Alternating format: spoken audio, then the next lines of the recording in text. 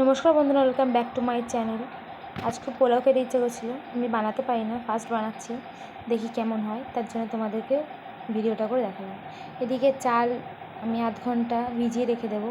ওদিকে ভেজানো হয়ে গেছে। এরপরে আদাটা ওর সাথে আদা দিয়ে নুন দিয়ে মাখিয়ে রেখে দেবো। অনেকে আদাটা তেলেও দেয়, আবার এইভাবে মাখিয়েও রেখে দেয়। তো আমি যেহেতু প্রথম বানাচ্ছি, তার জন্য আদাটা দিয়ে হলুদ দিয়ে একসাথে মিক্স করে রেখে দেবো। এদিকে হলুদটা কম হয়ে গেছে বলে আবার হলুদ গুঁড়ো দিলাম। অনেকে ফুড কালারও মেশায়, আমি যেহেতু বাড়িতে করছি তার জন্য ফুড কালার ইউজ করলাম না, আমি হলুদটাই ব্যবহার করলাম। এদিকে রেখে দেবো ঢেকে আধ ঘন্টা। এদিকে গ্যাসটা অন করে কড়াই বসিয়ে দিলাম। কড়াই গরম হয়ে গেছে, তেল দিয়ে দেবো। আলুর দম করবো যেহেতু, সেহেতু দিকে ফোড়ন দিতে হবে।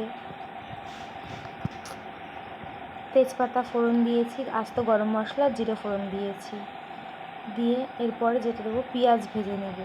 আর আমি আলুটা আগে থেকেই সেদ্ধ করে রেখে দিয়েছিলাম, তার জন্য আলুটা আর নতুন করে ভাজবো না।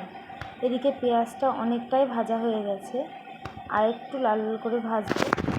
ভেজে এই যে মশলাটা দিয়ে দিলাম, এর ভিতরে শুকনো লঙ্কা, পেঁয়াজ, আদা, রসুন সব আছে, আর গোটা জিরে মিক্সচার করে দিয়ে দিলাম। মশলাটা ভালো করে কষাবো। এতে এখনও হলুদ নুন কিছুই দিইনি। এবার দেবো টমেটো, দিয়ে এবার দিলাম নুন। আমি অনেকে শুনেছি নুন দিয়ে টমেটো দেওয়ার পর নুন দিলে নাকি ভালো হয়। আমার কথাটা একটু জড়িয়ে জড়িয়ে যাচ্ছে, প্লিজ কেউ কিছু মনে করো না। এরপর হলুদ গুঁড়ো দিলাম, হালকা লঙ্কার গুঁড়ো দিলাম, দিয়ে ভালো করে কষিয়ে, আলুটা যেহেতু আগে থেকে সেদ্ধ করা, তাই এটা বেশিক্ষণ না কষালেও হবে। আলুটা দিয়ে দিলাম। এবার যেটা করব সেটা ভালোভাবে কষিয়ে নেব। হলুদটা কম লাগছিলো বলে আবার হলুদ দিলাম, দিয়ে ভালোভাবে কষিয়ে নিয়েছি। এই দেখো কষানো অনেক হয়ে গেছে। জল দিয়ে দিলাম, প্রথমে অল্প জল দিচ্ছিলাম, তারপর একটু জল দিলাম, যেহেতু এটা শুকনো শুকনো হবে। পোলাওর সাথে চিকেন ভালো লাগে, বাট আমি চিকেনটা খেতে পারছি না কেন, সেটা পরে বলবো। এই দেখো ফুটে এসেছে, হেভি সুন্দর, এত সুন্দর হয়েছে বলার মতো না।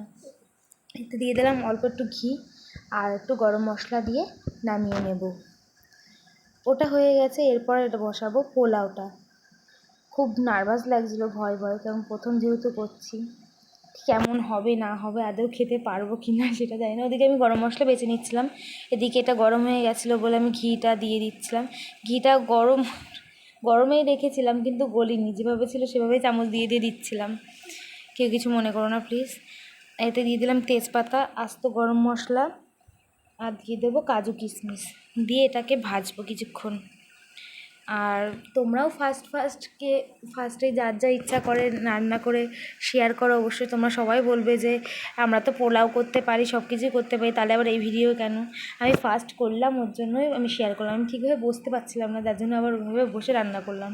ওদিকে ভাজাটা হয়ে গেছে, এদিকে আমি মাখিয়ে রেখেছিলাম যে চালটা, সেই চালটা দিয়ে দিলাম। দিয়ে অনেকক্ষণ না হলেও হবে, কিছুক্ষণ সামথিং তোমরা এটা ভাজবে অনেকক্ষণ ধরে।